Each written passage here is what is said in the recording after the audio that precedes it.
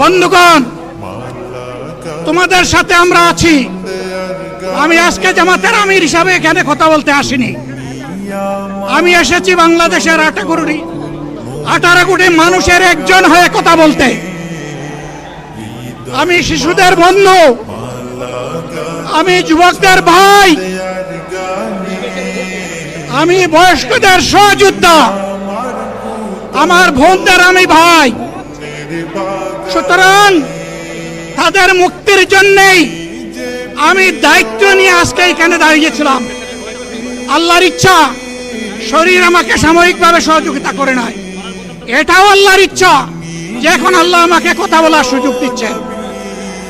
আমি বলতে চাই, বাংলাদেশের নির্দিষ্ট কোন শ্রেণীর মুক্তির জন্য আমাদের এই লড়াই নয়। রাস্তার একজন পরিচ্ছন্নতা কর্মী, চা বাগানের একজন শ্রমিক, রক্ত পানি করে ঘাম জড়ানো আমার একজন রিক্সা চালক ভাই, মাঠে ময়দানে বাংলাদেশের মানুষের মুখে যারা এক মুঠো ভাত তুলে দিতে চায়, আমার সেই কৃষক বন্ধুটি, আমি তাদের হয়ে আজকে এখানে কথা বলতে এসেছি।